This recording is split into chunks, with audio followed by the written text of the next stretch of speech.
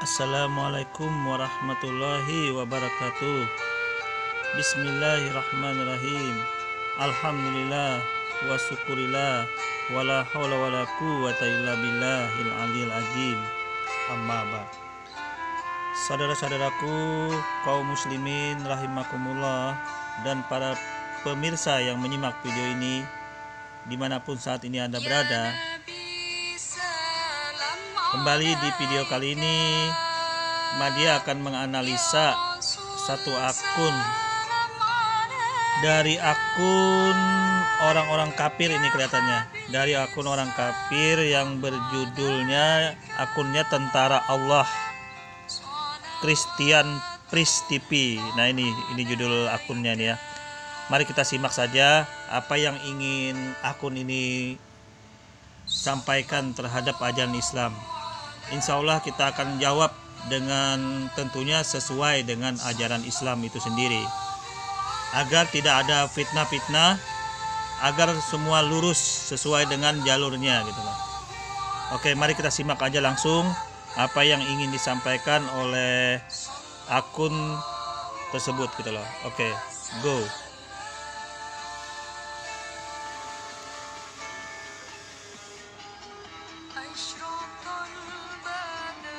Alright, hello everyone, and peace of Christ to all of you.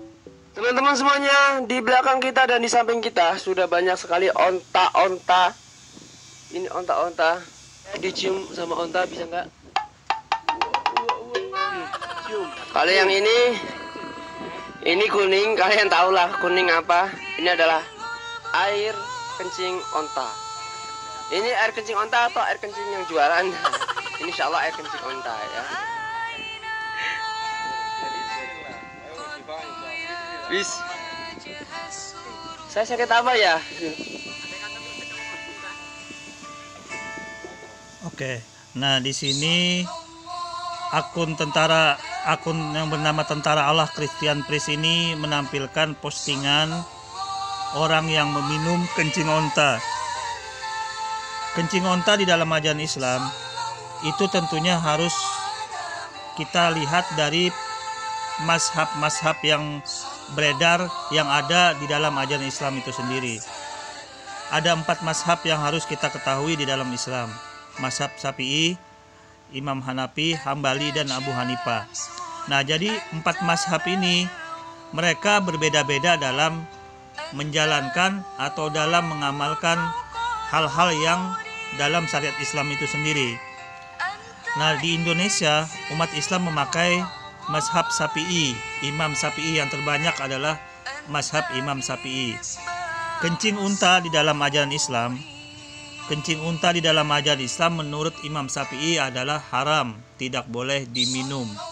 Jadi dari postingan video ini maka sudah terbantahkan gitu loh. Nah, kemudian bagaimana yang ada membolehkan minum kencing unta? Apabila ada yang membolehkan, itu hanya dilihat dari statusnya darurat. Itu pun imam yang di wilayah lain, yaitu imam yang selain Imam Syafi'i. Jadi kalau Imam Syafi'i di Indonesia rata-rata tidak mau, najis itu hukumnya meminum kencing unta. Kalau berbicara darurat, itu adalah hukum yang sebenarnya itu di luar konteks sudah. Kalau darurat itu tidak bisa dibuat ke dalam ketetapan hukum Islam. Itu adalah jalan terakhir. Nah, jadi di sini kencing unta ini menurut Imam Syafi'i adalah haram. Nah, apabila orang pingin meminum itu untuk obat, maka itu juga melihat dari status kondisi orang tersebut, apakah darurat atau tidak. Maksudnya di sini adalah apabila tidak ada obat lain selain kencing onta, maka boleh diminum, dan hukumnya pun sebenarnya makruh, bukan halal. Makruh dalam berobat menggunakan kencing unta. Jadi tidak halal itu kencing unta, walaupun boleh tapi bukan halal. Makanya Imam Syafi'i sudah mengharamkan itu kencing unta. Jadi ini postingan tertolak dalam Islam ya. Tidak ada yang mau membenarkan meminum kencing onta. untuk meminum seperti minum teh botol atau minuman yang lain. Nah, jadi di sini postingan ini terbantahkan dengan mazhab Imam Syafi'i di Indonesia bahwa tidak benar orang muslim meminum kencing unta. Kalau ada yang membolehkan, itu hukumnya makruh dan itu pun pintu darurat apabila tidak ada obat lain lagi yang diminum selain kencing unta untuk pengobatan. Oke, saya kira untuk posisi kencing unta di sini terjawab sudah dalam Islam ya. Kita lanjut dulu ya.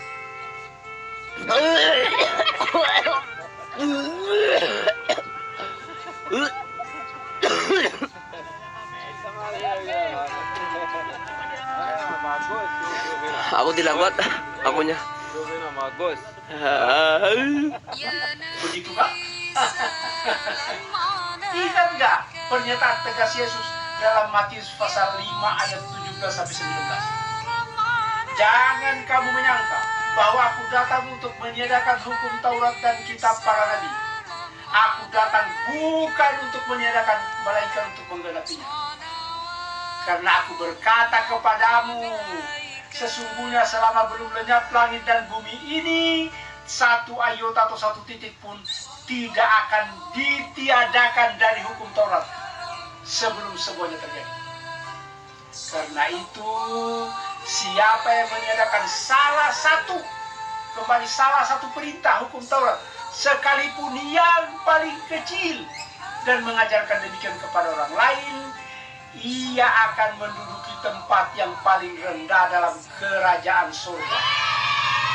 Oleh sebab itu, Yesus, murid-muridnya, saudara-saudaranya yang memahami hukum Taurat akan tetap berpesta pora, membakar dan menyantap babi guling. Hanya otak penyembah berhala yang menghayal seperti ini. Oke. Nah, di sini justru anehnya akun ini tidak membantah dari Matius 5 17 sampai 19 itu gitu loh. Jadi di sini tidak ada bantahan dari dalil yang disampaikan oleh Pak Ustadz Sani Munir mengenai bahwa Nabi Isa atau Yesus itu datang ke dunia ini bukan maksud yang lain, tetapi meneruskan ajaran kitab Taurat dan tidak menghilangkannya dari ajaran kitab Taurat itu gitu loh. Nah, berbanding terbalik dengan ajaran Paulus, justru membatalkan kitab Taurat tersebut gitu loh. Dan tidak ada dasarnya. Apa dasarnya dalam kitab Taurat bahwa Paulus tuh boleh membatalkan ajaran Taurat tersebut gitu loh. Untuk apa gitu loh? Karena kitab Taurat itu kan untuk Bani Israel, untuk orang Yahudi. Kenapa dibatalkan gitu loh?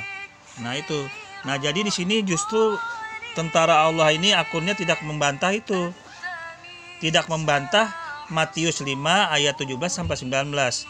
Justru di sini dia memposting video orang yang sedang melakukan ibadah haji. Melakukan ibadah haji ke Baitullah gitu loh. Kita lihat dulu ya.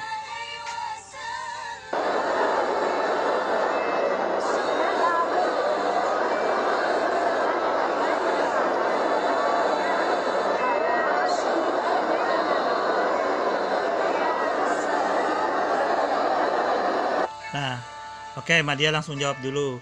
Nah, di sini seolah-olah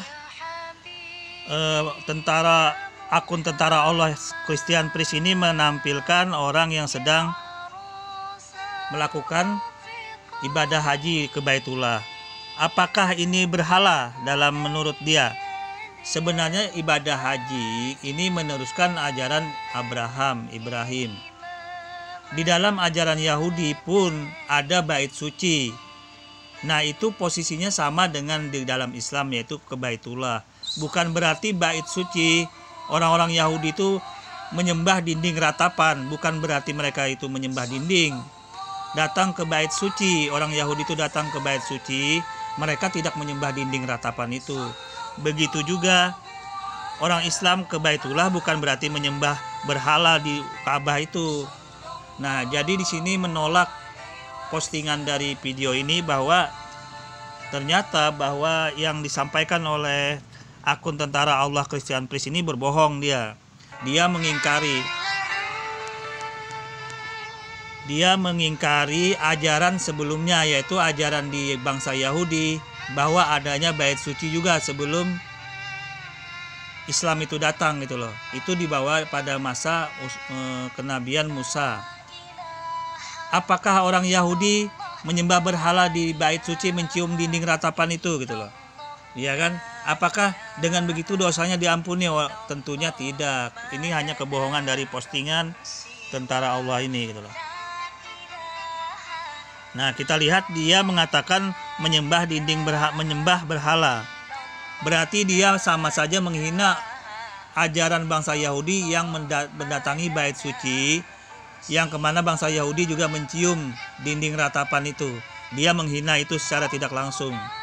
Jadi Christian Priest, Tentara Allah ini sebenarnya dia menghina ajaran dia sendiri, karena kitab Taurat juga memuat ajaran naik haji atau ke bait suci. Nah, ya kan?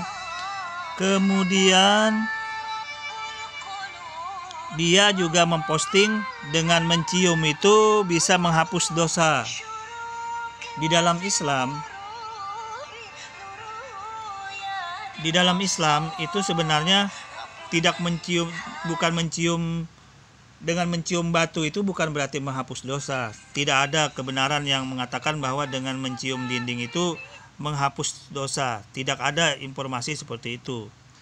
Dalam Islam itu menghapus dosa dengan bertobat. Tidak ada dalam Islam itu mencium dengan mencium batu Hajar Aswad itu menghapus dosa. Tidak seperti itu. Akan tetapi dengan melaksanakan ibadah haji, maka disitulah kebaikan-kebaikan yang diterimanya. Dengan ganjaran Allah akan menghapuskan dosa dengan ibadah haji tersebut, dengan melakukan ibadahnya. Ya, itu jadi di sini bukan berarti batunya dicium terhapus dosa. Ini suatu kebohongan kembali yang dibangun oleh akun Tentara Allah Christian Priest ini ya. Dia berbohong kembali di sini. Kita lanjut dulu.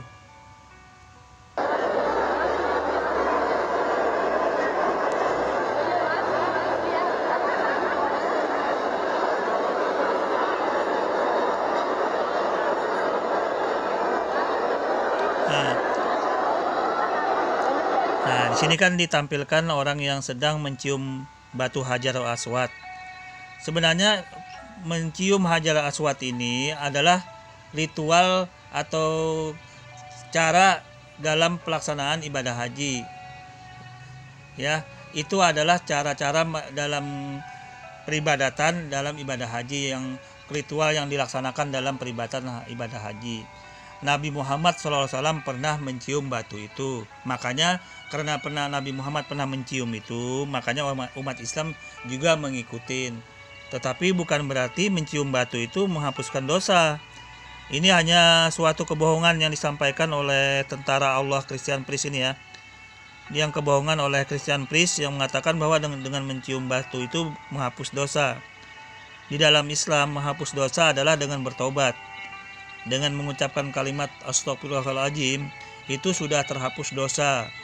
Dan tentunya juga diiringi dengan syarat-syarat tertentu di dalam Islam, yaitu dengan sholat taubat, dengan ikrar yang sudah ditentukan dalam Islam itu sendiri. Kita lanjut dulu ya.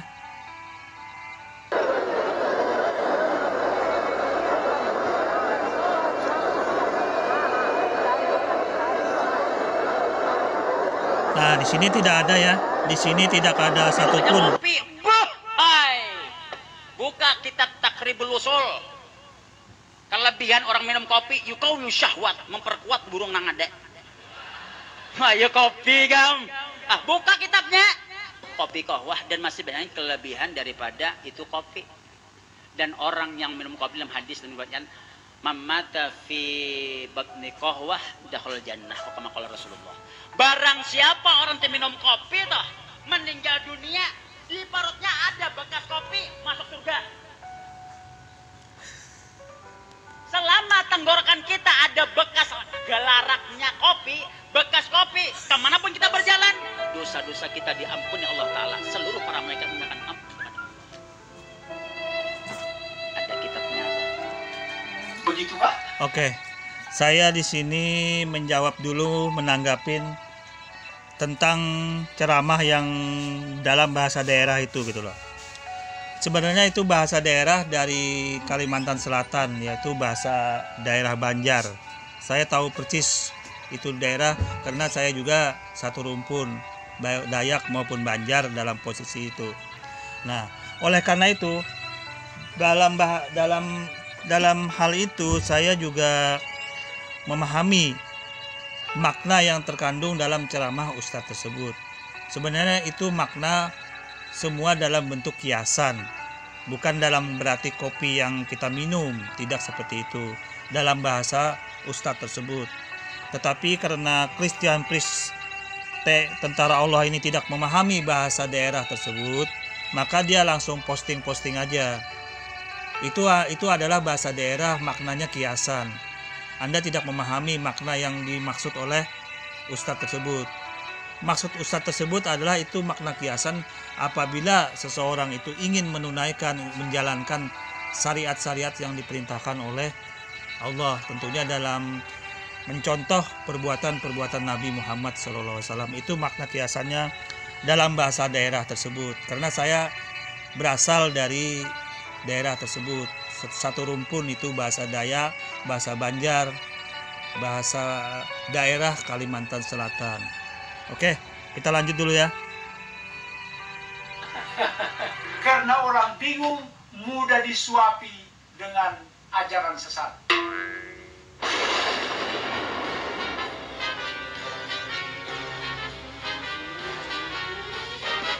Begitu Kak? Tindakan Anda ini benar-benar menjijikkan dan memalukan. Saksikan betapa sintingnya orang ini.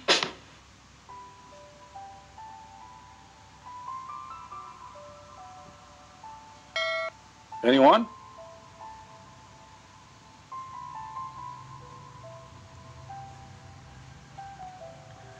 Ahmad is saying to you something. Hold on. Ahmad is saying something. This is something the Muslims they come with, just to show you how embarrassing to be a Muslim. Ahmad saying, do you drink the water of Jesus? Do you drink his piss? Well, Ahmad, you see how silly you are, Mr. Ahmad. Well, who told you that water, Jesus have water? And who told you that this is his piss? So Jesus said, the one who drink from my water will never go thirsty. That is his piss, Ahmad? Oke. Nah, di sini sebenarnya Christian Priest mencoba untuk menggiring opini dengan cara dia mengutip-ngutip di Bible. Ya, kemudian seolah-olah orang Islam itu tidak tahu apa yang ingin dia sampaikan tersebut gitu loh, makna dari ayat yang dikutip tersebut gitu loh. Mari kita simak kembali ya.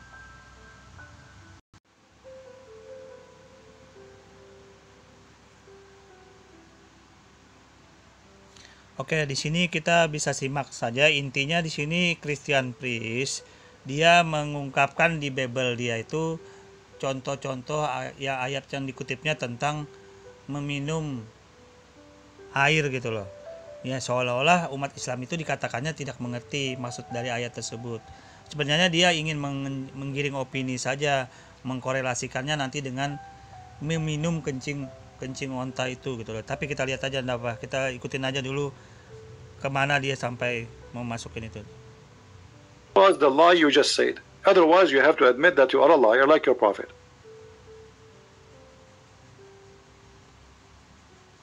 John 4:14, guys, John 4:14 it says that Jesus said, drink my piss.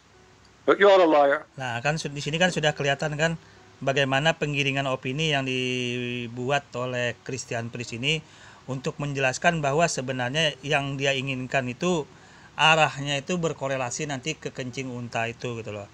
Padahal sebagaimana kita ketahui, kencing unta itu sebenarnya adalah perbuatan darurat yang hukumnya makruh, yang tidak halal hukumnya untuk pengobatan. Pada masa Nabi Muhammad SAW itu menyuruh orang itu untuk meminum kencing onta untuk pengobatan. Jadi di sini sebenarnya Christian Priest dan tentang Allah ini dia tidak mengerti hukum-hukum yang diamalkan, yang dilaksanakan oleh umat Islam. Umat Islam itu berpegang kepada 4 mazhab. Mazhab Syafi'i, mazhab Hambali, Hanafi, dan Imam Abu Hanifah. Jadi ada 4 mazhab yang dipegangnya. Nah, di Indonesia itu sebagian besar kaum muslimin berpegang kepada Imam mazhab Syafi'i. Kencing unta itu hukumnya dalam mazhab Imam Syafi'i adalah haram, tidak boleh diminum. Nah, jadi dalam posisi ini sudah tertolak apa yang ingin disampaikan oleh Christian Priest mengenai kencing unta tersebut. Dia mencoba menggiring gitu loh. Bagaimanapun Anda menggiring kencing unta itu untuk diminum, itu tetap ditolak dalam Islam mazhab Syafi'i di Indonesia. Kalau mazhab lain itu ada yang membolehkan, tapi hukumnya itu juga darurat. Dalam posisi darurat makruh, tidak boleh diminum itu. Jadi haram hukumnya apabila tidak ada atau apabila masih ada obat yang lain selain kencing onta tersebut untuk dijadikan obat. Jadi dalam posisi ini sebenarnya sudah jelas apa yang coba digulirkan oleh Christian Priest untuk menggiring ini tertolak gitu loh. Kita lanjut dulu. You are a certified liar with no shame. Here we go. I'm going to put the verse on the screen and everybody will laugh at you. Here we go.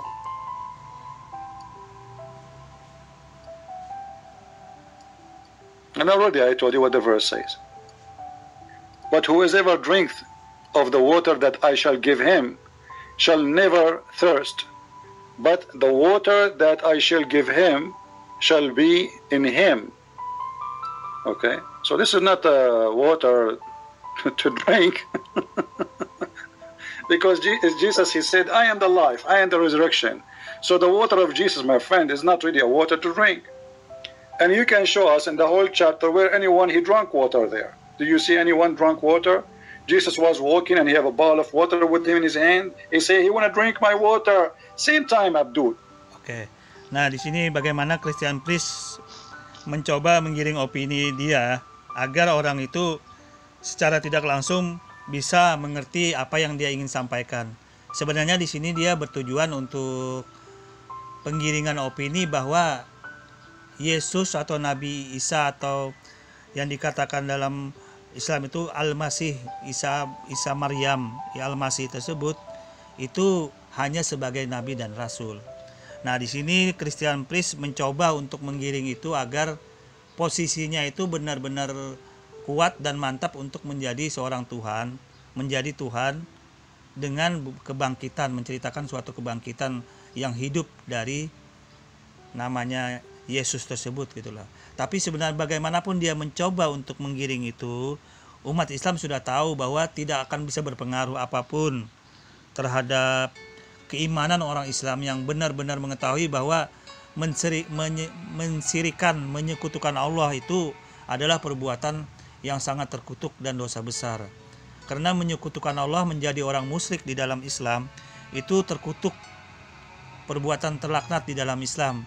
Karena mengatakan Tuhan itu menjadi manusia, berubah jadi manusia lah, bermacam-macam dengan cara mewujudkan jadi manusia itu menjadi suatu perbuatan musyrik, menyekutukan Tuhan. Dan ini terlaknat di dalam Islam. Makanya tidak akan bakal bisa orang Islam yang mengerti ilmu agama, terutama dalam bertauhid, itu akan pindah ke jalan agama lain, atau bisa dikatakan orang menjadi orang musyrik. Tidak akan mungkin.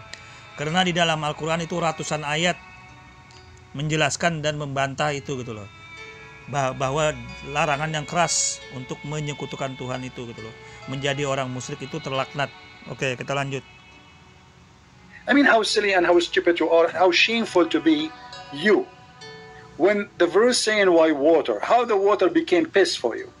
Oh, I forgot you are a Muslim. So if somebody says, drink the water I give you, that mean the piss. you are a shame to your family. When we say something, when we say that your prophet, he ordered Muslim to drink piss, it is piss. He did not say drink water. Shame on you. But they have no shame. They are desperate. He get offended because somebody says to him, why the prophet or told you to drink camel urine. Well, this is what he told you. Nah, ya kan, ujung-ujungnya Christian Priest ini menggiring tentang kencing unta. Padahal kencing unta juga di dalam Islam itu adalah, menurut Imam Syafi'i, adalah najis, tidak boleh diminum. Dan ini sudah berlaku pada umat Islam di seluruh Indonesia, hampir sebagian besar itu bermazhab Imam Syafi'i. Jadi najis kencing unta itu, tidak boleh diminum. Kalau ada yang mempromosikan atau hal-hal yang lain, itu urusan mereka, urusan pribadi masing-masing. Itu tidak termasuk dalam ajaran Islam. Karena dalam ajaran Islam harus berpegang kepada 4 mazhab itu.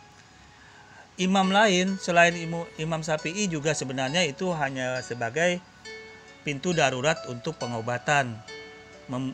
Apabila obat itu tidak ada lagi selain kencing onta yang berkualitas yang baik, baru boleh diminum kencing onta itu untuk obat.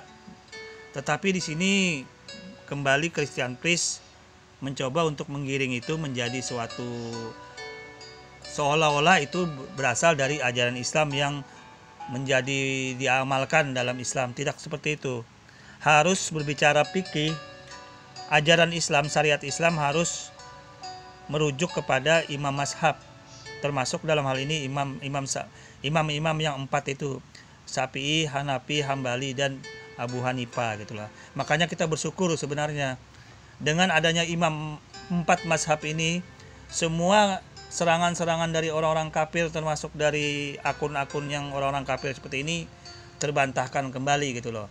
Karena dia tidak mengerti, dia mengutip ayat baik dalam Al-Quran maupun hadis, dia akan terbentur kembali dengan imam mazhab. Nah, itulah keistimewaan Islam. Semua terkendali, terkontrol. Dia tidak akan bakal bisa mengutip hadis ayat itu tersebut, karena dia tak akan kembali terbentur dalam suatu tatanan koridor dalam 4 mazhab. Oke, kita lanjut dulu ya. Your prophet says drink the camel urine. So you show me a verse from the Bible says Jesus, the one I give him the water, he will never. Have you ever heard of a water, if you drink it, you will never go thirsty? What is that water? You can type in Google right now, interpretation for the verse in John, and everybody will laugh at you. But you are a Muslim, what I can say. That is the best insult to you. You insult yourself by being a Muslim, actually. Look what Muhammad, he said. Muhammad, he did not say go and drink water. Muhammad, he says go and drink the urine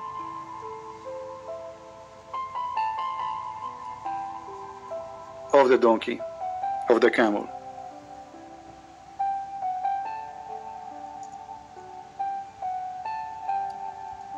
And here's the story where Muhammad, he killed and tortured people, and he gagged their eyes. All right? Do you see it? Here we go. He told them to go to some camels and drink their milk and urine. This is... Kita bisa lihat ya dari kutipan-kutipan yang disampaikan oleh Christian Priest. Dia menyerang nggak beraturan, nggak berarah gitu loh. Dia mengutip hadis-hadis dengan berhamburan. Di satu sisi dia mengutip hadis Nabi Muhammad SAW yang dimana di sana menceritakan bahwa di suatu tempat yang sangat gersang, yang kering, kemudian Nabi Muhammad menyuruh untuk meminum kencing unta itu untuk pengobatan. Nah, di sini dibuatlah dari Christian Priest suatu, ya anggaplah potongan-potongan yang kemudian dia menggiring opini bahwa boleh meminum kencing itu gitu loh. Itu suatu kebodohan yang dilakukan oleh Christian Priest. Oke, kita lanjut dulu ya. Not water.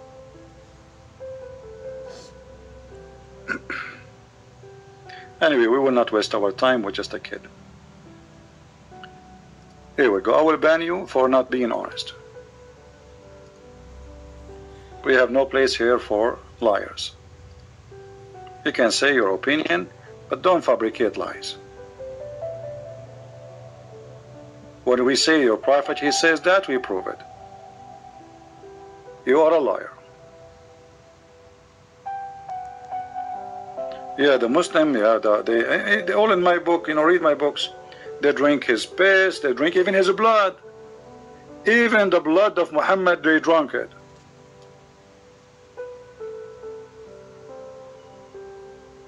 No, not all Muslims are liars. I don't agree with you. No, that's true. Oke.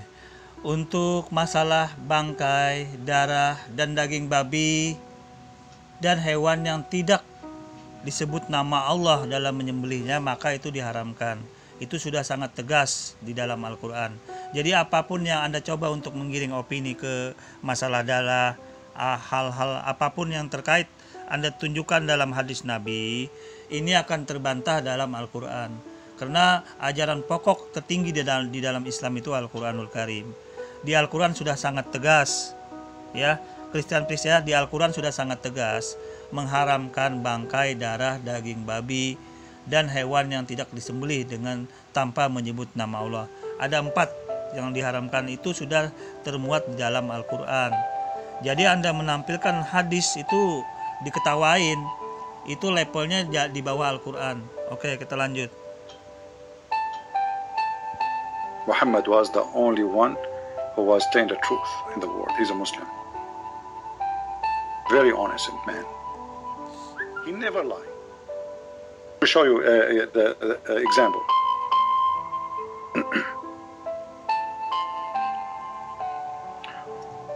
Especially when it's come to science. I was sitting behind the Messenger of Allah, who was drinking, sorry, not drinking, say the word drinking, riding a donkey while the sun was setting. He asked, "Do you know where this set?" I replied, "Allah and his apostle know best." Look at the answer, man.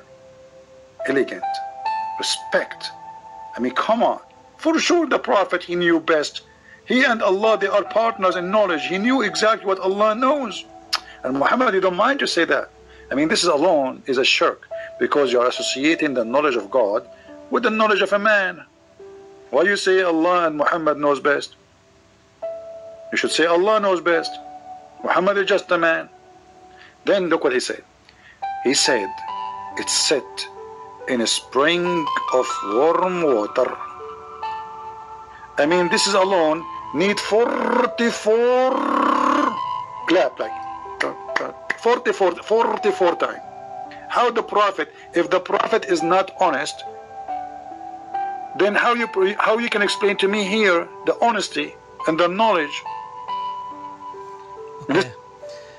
Di sini kembali Christian Priest menyerang tanpa arah gitu loh, tanpa beraturan, tanpa arah aturan. Dia kembali mengutip tentang matahari yang tenggelam di lumpur yang berwarna hitam di air pancuran itu. Sebenarnya ayat Al-Quran yang menjelaskan di situ adalah Allah Subhanahu wa Ta'ala melalui Al-Quran itu menjelaskan suatu tempat di mana pada tempat itulah Dzulkarnain pada masa itu ingin mengurusi atau menyelesaikan terhadap suatu kaum yang sangat jahat pada masa itu gitu loh. Nah, itu dijelaskan Allah, tempatnya tersebut adalah apabila di penglihatan oleh kita pada ujung laut tersebut, dia seperti seolah-olah matahari itu tenggelam pada lumpur yang hitam pelap dan berpencarlah air segala macam. Nah, di situ sebenarnya Allah Subhanahu wa Ta'ala menjelaskan tempatnya, tempat yang didatangi oleh Dzulkarnain untuk mengatasi, menyelesaikan masalah dengan kaum yang sangat jahat tersebut gitu loh. Jadi itu menunjukkan suatu tempat, bukan berarti menceritakan mataharinya seolah-olah matahari itu tenggelam pada lumpur, pada laut yang hitam itu. Jadi ini pemutarbalikan kembali fakta yang disampaikan oleh Christian Priest mengenai maksud ayat Al-Quran tersebut gitu loh. Tetapi anehnya Christian Priest malah mataharinya yang diurus gitu loh. Kalau dia membaca tafsirnya itu adalah Allah Subhanahu wa taala menceritakan bahwa ada suatu tempat di mana Zulkarnain itu mendatangi wilayah atau daerah kaum yang sangat jahat itu gitu loh. Oke, kita lanjut. Is it true? I will give you another honesty about the Prophet. Okay, hold on. How the Prophet he knew this? I can explain it to you, you can't explain it to me. But I can say nothing except its honesty. Honesty and decency. Muhammad is not lying. He's not fabricating that he knew. The Messenger of Allah said, the man water is thick and white, and the woman water is thin and yellow. Which of them comes first? The child resembled the parents. How he knew that? How he got this? How he got this level of academic biology? Dr. Muhammad, tell those doctors in America, teach them. Di dalam agama Islam, Nabi Muhammad menyatakan bahwa buang angin atau kentut ketika sholat maka sholatnya itu batal. Tapi tahukah kamu, terkena kotoran hewan tidak akan membatalkan sholat? Tahukah? Oke, di sini Madia akan langsung jawab aja. Masalah kentut di dalam sholat pada saat kentut itu menjadi batal itu adalah sudah lari kepada mazhab-mazhab keyakinan yang diikuti oleh umat muslim itu. Dia mengikuti mazhab mana? Apakah mazhab Hanafi, Hambali, Syafi'i dan sebagainya. Jadi kentut ini adalah batal. Itu mengikuti mazhab Syafi'i, Hambali. Anda harus jelas dulu di situ. Nah, kemudian dalam posisi ini sudah sangat jelas di Al-Quran juga di hadis Nabi juga diceritakan bahwa memang sesuatu yang keluar dalam dua lubang, yaitu lubang yang anus, itu memang membatalkan untuk sholat tersebut gitu loh. Itu sudah jelas. Nah, sebenarnya maksudnya dari tentara Allah Christian Priest ini mengutip ini, dia ingin mengkorelasikan saja dengan batal tidak dengan najis pada kandang hewan tersebut gitu, pada kotoran hewan. Mari kita simak dulu. Nabi Muhammad menghalalkan memakan kotoran hewan, bahkan dianjurkan untuk meminum kencingnya. Tahukah kamu sholat di kandang kambing itu lebih berkah daripada di rumah? Supaya teman-teman... Nah kan, itu sebenarnya opini sepihak. Tidak ada umat Islam yang seperti dia sampaikan itu. Meminum kencing onta tidak boleh, haram hukumnya di dalam Islam. Nah, kalau yang mengatakan boleh itu untuk obat, dan itu pun bukan Imam Syafi'i. Imam Syafi'i di dalam Islam, mazhab Syafi'i itu berlaku untuk umat Islam di Indonesia ini. Jadi kalau ada yang membolehkan itu untuk pengobatan, untuk mengobati orang-orang yang sakit, yang parah banget, yang tidak ada obat lain selain kencing onta itu gitu loh. Nah, itu masih dibolehkan dari beberapa imam mazhab yang lain. Akan tetapi umat Islam di Indonesia haram hukumnya karena itu adalah najis. Kita lanjut dulu. Menganggap saya mengada-ngada. Saksikan sampai selesai ya.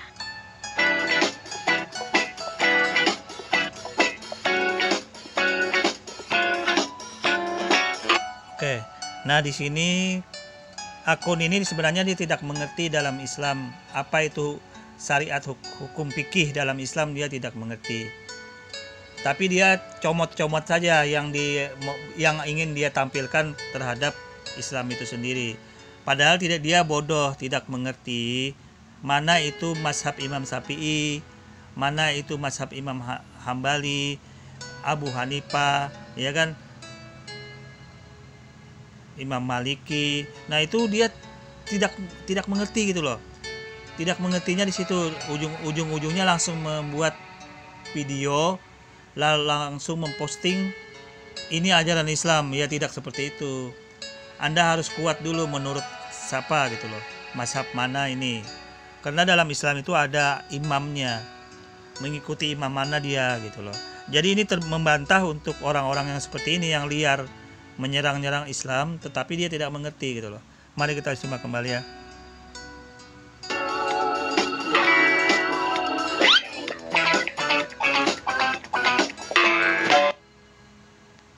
Di situs konsultasi syariah.com, seorang ibu menanyakan hal yang cukup menarik. Assalamualaikum warahmatullahi wabarakatuh. Saya ada buku Fiwa Rahmatullah. Pada halaman 15, dikatakan kencing dan kotoran binatang yang dimakan adalah suci. Hadis riwayat Bukhari. Benar dimakan Ustadz, dan bagaimana menurut Ustadz keterangannya? Wassalam, matur nuwun Ustadz. Oleh Ibu Barkah dari Sleman via SMS. Jawab Ustadznya, Waalaikumsalam. Kaidah yang berlaku dalam mazhab Hambali dan Malikiyah bahwa udara kencing dan kotoran binatang mengikuti hukum dagingnya. Jika dagingnya halal boleh dimakan maka udara kencing dan kotorannya tidak najis dan sebaliknya. Jawab Ustadz itu.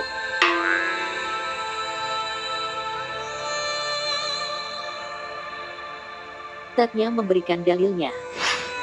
Dalil pertama, keterangan Anas bin Malik radhiyallahu anhu. Sebelum masjid dibangun, Nabi Muhammad sholat di kandang kambing. Hadis riwayat Bukhari 234 dan Muslim 1202.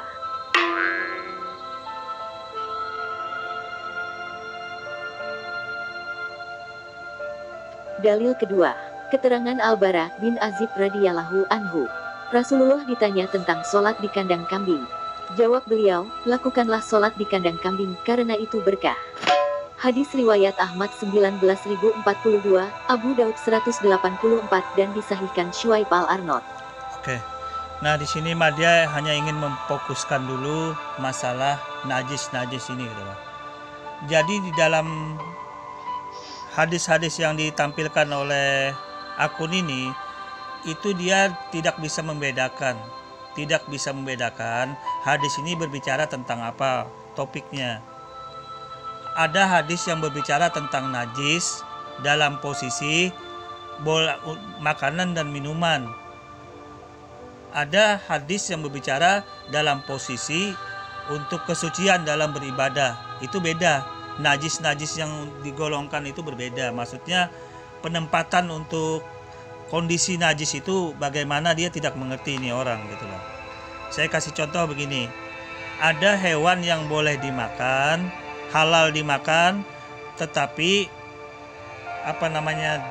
najis kencing dan untanya itu najis kencingnya seperti unta ya. Contoh kasihkan seperti unta tadi kan itu halal dimakan. Dagingnya boleh dimakan. Nah, kencingnya itu ada imam mazhab yang mengatakan itu halal, ada imam mazhab yang mengatakan tetap najis. Kencingnya itu apapun namanya najis tetap najis. Nah, jadi perbedaan masalah ini dikotak-katik oleh akun ini gitu loh. Sebenarnya dia tidak mengerti, akun ini tidak memahami bahwa hadis-hadis itu harus dikuatkan dengan dalil. Dia mengutipnya itu untuk apa tujuannya? Untuk makanan, untuk peribadatan, atau untuk hal-hal lain yang menyangkut tentang hewan tersebut gitu loh.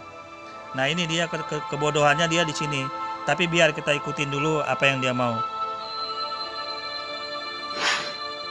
Jadi ceritanya, Anas dan Al-Bara sering melihat Nabi Muhammad pergi ke kandang kambing. Bertanya kepada Muhammad ngapain ke kandang kambing. Lalu Muhammad menjawab, lakukanlah sholat di kandang kambing karena itu berkah. Di sini Muhammad menegaskan bahwa yang dilakukannya di kandang kambing adalah sholat, bukan yang lain-lain. Ketika masjid belum ada, Nabi Muhammad lebih memilih sholat di kandang kambing daripada di rumah. Jadi, jika masjid tidak ada, maka sholat di kandang kambing itu lebih baik daripada di rumah.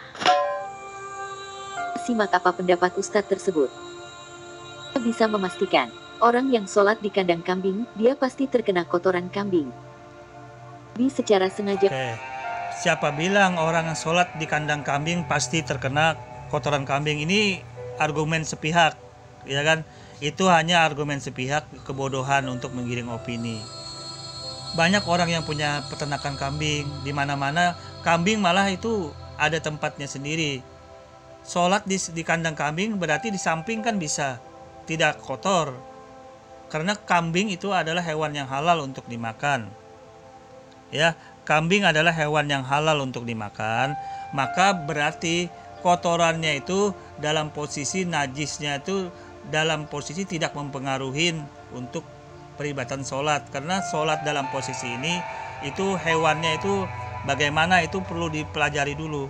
Kambing itu posisi hewan halal untuk dimakan. Ya, posisi sholat di kandang kambing pun bukan berarti banyak tai kambing itu langsung sholat di depan, enggak. Dibersihkan dulu kandang di sekitar areal mau sholat, nah kemudian baru sholat, itu tidak ada masalah. Lain halnya kalau orang sholat di kandang babi, nah itu 100% itu tidak boleh dan haram hukumnya, karena semua najis dan haram binatang tersebut gitu loh. Di kandang babi sholatnya itu sangat fatal sekali, haram hukumnya. Jadi tolong dibedakan antara najis, ya di sini Anda harus bisa mengetahui najis. Posisi najisnya pun bukan najis yang besar, bukan mughaladza. Jadi Anda harus tahu juga ada najis ringan, najis sedang, najis berat. Jadi Anda harus mengetahui kategori kotoran kambing tersebut masuk najis mana gitu loh. Karena sebagian ulama mengatakan kotoran kambing itu najis ringan. Jadi Anda harus mengetahui dulu. Kalau misalkan sholat atau di kandang babi itu najisnya najis berat dan hewannya pun haram dimakan. Jadi otomatis sholat di tempat seperti itu, apalagi walaupun berdampingan saja dengan kandang babi yang banyak babinya itu kotoran babi, maka otomatis haram hukumnya sholat seperti itu. Itu gambarannya ya sebagai contoh. Kita lanjut. Menggunakan kandang kambing sebagai tempat sholat. Ini dalil bahwa kotoran kambing tidak najis. Jadi, selain sholat di kandang kambing itu lebih baik daripada di rumah. Sholat dengan tubuh terkena kotoran kambing juga sah. Ini sebenarnya cuma penggiringan opini aja, ingin mencoba untuk menggiring-giring opini mengenai tempat sholat. Sebenarnya itu aja tujuannya dari akun untuk memposting ini gitu loh. Tapi enggak apa-apa, kita lanjut aja dulu ya. Ketiga, keterangan Anas bin Malik radhiyallahu anhu. Datang beberapa orang dari suku Ukel dan Urainah. Mereka pun sakit karena tidak kuat dengan cuaca Madinah. Lalu Nabi Muhammad memerintahkan mereka untuk datang ke peternakan onta dan agar mereka minum air kencingnya dan susunya. Mereka pun berangkat dan melakukan saran Nabi. Hadis riwayat Bukhari 233, Muslim 4447 dan yang lainnya.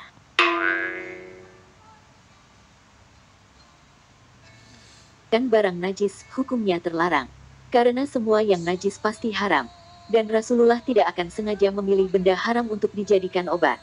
Ketika kencing onta boleh dikonsumsi, ini menunjukkan bahwa kencing onta tidak najis. Jawab Ustadz tersebut. 4. Keterangan Umar bin Khattab. Oke, saya langsung jawab aja. Di sini sebenarnya akun ini bodoh. Dia tidak mengetahui dalam Islam itu ada 4 mazhab. Mengikuti mazhab mana gitu loh. Nah, 4 mazhab ini, masing mazhab ini ada alasan-alasannya yang membuat dia membolehkan, mengharamkan dan memakruhkan suatu perbuatan itu gitu lah. Imam mazhab Syafi'i itu penuh kehati-hatian. Makanya mazhab Syafi'i mengharamkan najis tersebut, kencing unta itu untuk diminum, karena penuh kehati-hatian dengan menjelaskan bahwa sesuatu yang Allah Subhanahu wa taala itu kan suka yang baik-baik. Jadi najis itu kan termasuk kotor, maka melihat dari posisi itu Imam mazhab Syafi'i membuat kesimpulan bahwa dengan meminum kencing unta itu najis. Oleh karena itu Islam di seluruh Indonesia hampir rata-rata itu bermazhab Imam Syafi'i. Nah, karena ketidaktahuan dan kebodohan dari akun ini, dia mencoba untuk memutar di situ. Tetapi kalau dalam posisi ini umat Islam dia tertawa aja, karena dia tidak memahami cara pengambilan kaidah hukum itu, dia tidak mengetahui, dan cara umat Islam itu bermazhab dia tidak mengetahui. Makanya ya dia asal comot aja, posting untuk menyerang Islam itu. Tapi sebenarnya nggak ada pengaruh gitu loh, tidak ada pengaruh untuk umat Islam itu sendiri, karena umat Islam itu mempunyai 4 mazhab dan memiliki pilihan tentunya dalam mazhab tersebut. Kita lanjut. Ketika peristiwa Perang Tabuk, kami berangkat menuju Tabuk dalam keadaan sangat serba kekurangan. Kemudian kami singgah di suatu tempat dan kami sangat kehausan hingga kami menyangka leher kami akan putus. Ada orang yang menyembelih ontanya. Lalu dia memeras kotorannya dan meminumnya. Sementara sisa perasannya ditaruh di atas perutnya. Ibnu Hibban menukil keterangan Imam Abu Hatim. Para sahabat meletakkan sisa kotoran onta yang telah diperas. Sementara Nabi Muhammad mendiamkan perbuatan mereka dan tidak memerintahkan mereka untuk membersihkan kotoran di badan mereka. Merupakan dalil bahwa kotoran hewan yang halal dimakan adalah suci. Sahih Ibnu Hibban 4 dan 233. Oke, di dalam Islam itu semua sudah dijawab, sudah dikaji.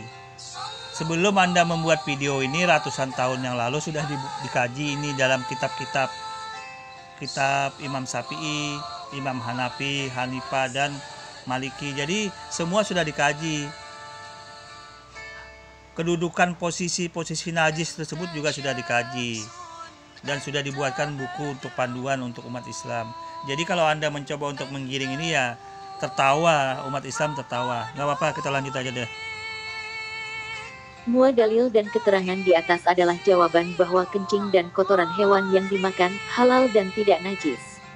Jawab Ustadz Aminur Baits, Dewan Pembina Konsultasi Syariah.com.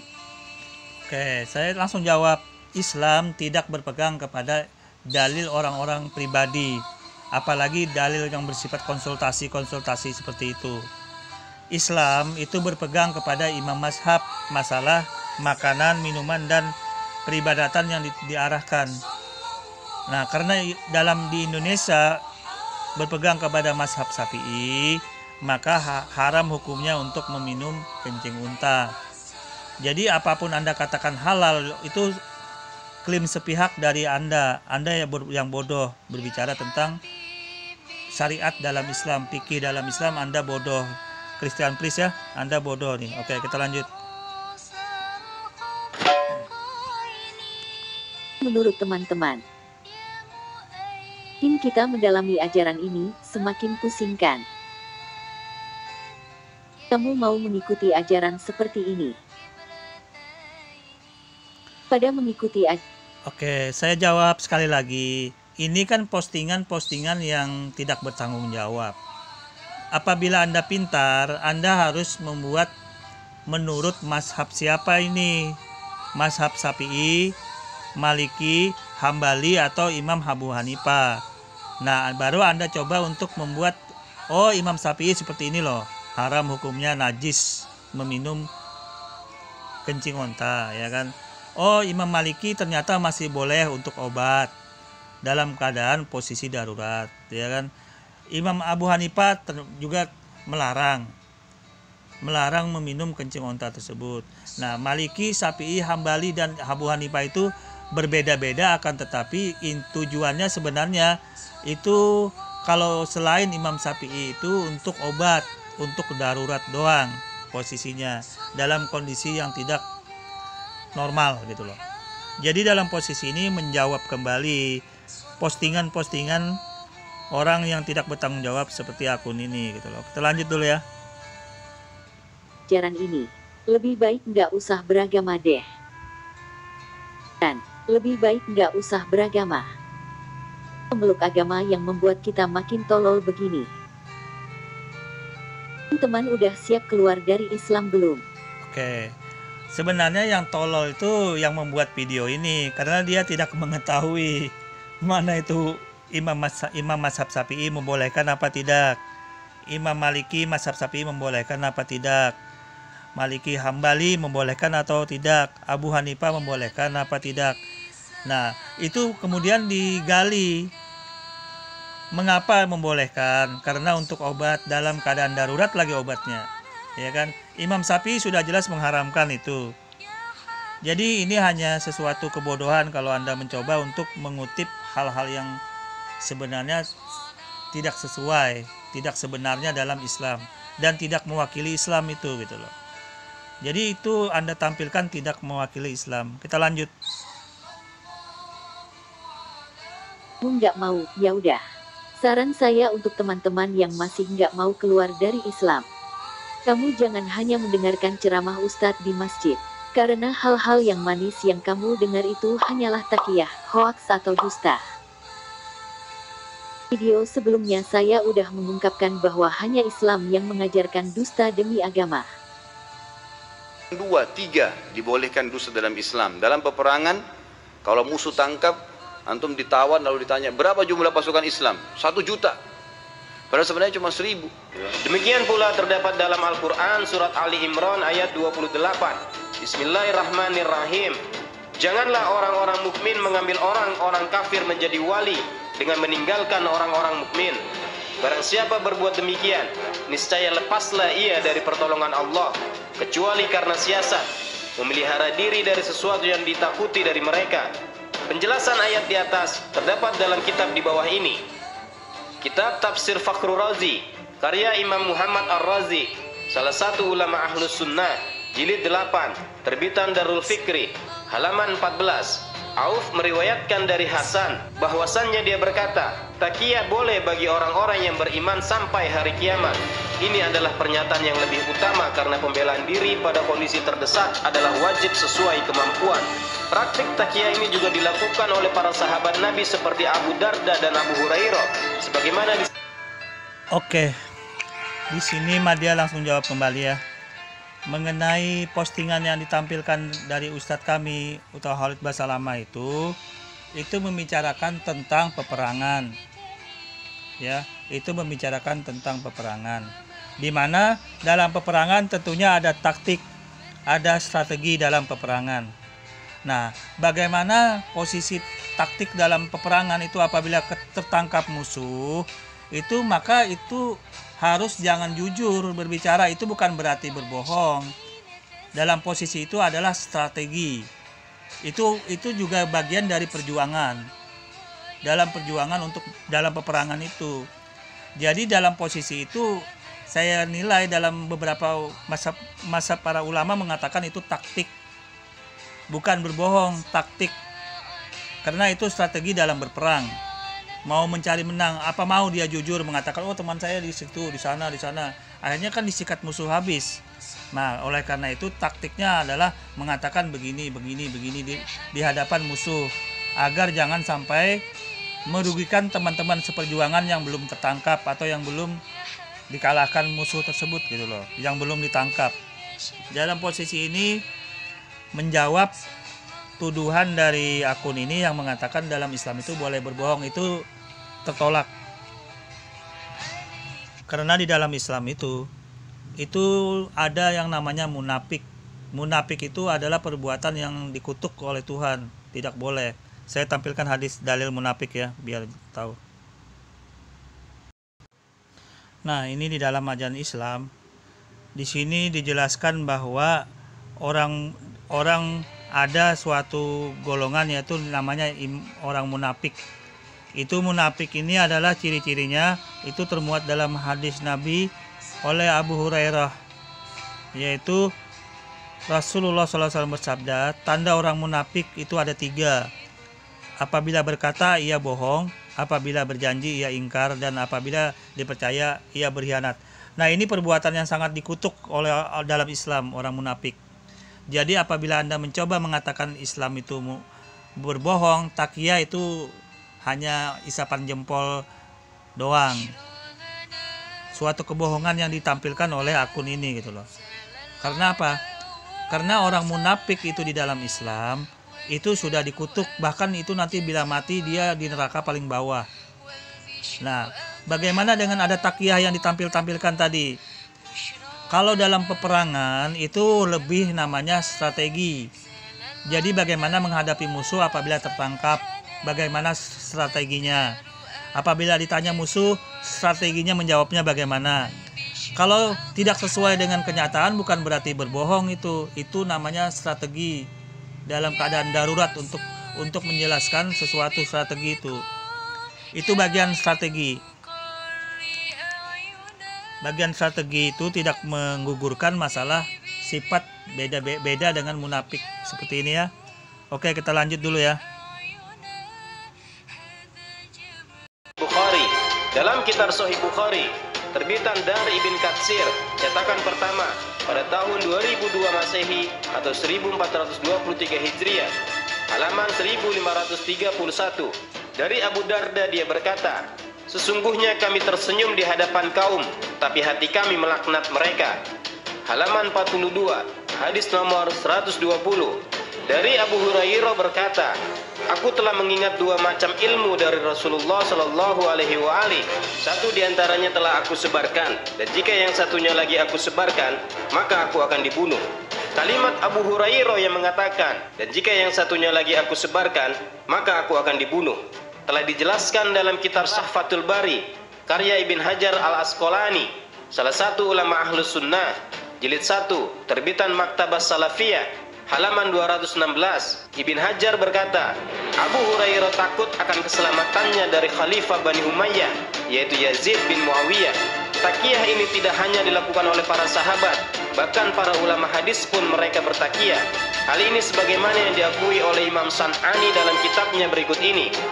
Kitab Subulus Salam, Syarah Bulughul Maram, karya Imam San'ani, salah satu ulama Ahlus Sunnah, jilid 1, terbitan Maktabah Nazar Mustafa Al-Basriyat, Makkah Al-Mukarramah, cetakan tahun 1995 Masehi, 1415 Hijriah, halaman 449. San'ani berkata, dari sinilah kita mengetahui bahwa penghapusan lafaz al atau keluarga dalam sholawat, sebagaimana terdapat dalam kitab-kitab hadis yang tidak seharusnya mereka lakukan, di mana aku telah ditanya dari dahulu akan hal ini, dan aku menjawab, sesungguhnya telah disahihkan di hadapan perawi hadis, dan tanpa diragukan bagaimana cara bersolawat kepada Nabi, bahkan mereka adalah para perawi dari hadis tersebut. Seolah-olah mereka menghapus karena takiyah. Kami ulang, karena takiyah di masa kepemimpinan Bani Umayyah, sebab lafaz al atau keluarga adalah orang-orang yang dibenci jika disebut. Kemudian bacaan sholawat tersebut berkesinambungan sampai sekarang, padahal tidak ada alasan lagi untuk menghapus aslinya. Kemudian Islam itu boleh berdusta dan membuat rekayasa atau berita hoaks agar agama Islam terlihat sempurna. Oke. Kalau saya nilai di sini ketidaktahuan dari akun ini ya, yang mengatakan seperti itu. Karena apabila dia mencoba untuk menampilkan suatu ajaran, suatu bentuk hal-hal dalam ajaran Islam, dia tentunya harus merujuk kepada imam mazhab. Harus merujuk kepada imam mazhab tersebut. Karena apa? Kalau dia cuman bermain seperti ini sendirian, tanpa didasari oleh imam mazhab Syafi'i, imam mazhab Maliki, Hambali dan Abu Hanifah, maka dia seolah-olah seperti lepas gitu loh, nggak karu-karuan. Dia mengikutin siapa yang dia maunya ngikutin imam mana gitu. Ya kan? Kalau Anda mencoba untuk menyerang Islam, maka Anda harus apalagi dalam posisi berbicara fikih, itu harus berbicara kepada imam mazhab yang diyakini oleh umat Islam itu ada 4. Bila Anda berbicara berdiri sendiri di luar itu artinya menandakan itu hanya klaim sepihak. Itu semua yang termuat dalam hadis Nabi itu sudah digali, sudah dipelajari, dan sudah dibukukan kaidah-kaidahnya, kaidah fikihnya, kaidah hukumnya oleh ahli-ahlinya, oleh imam 4 mazhab itu. Jadi Anda nilainya 0, tidak ada nilai. Anda mencoba untuk menggiring opini dalam posisi itu menjadi 0 nilainya. Saya sampaikan sekali lagi, menjadi 0 nilainya, karena itu tidak mempengaruhi kepada suatu ajaran dalam Islam.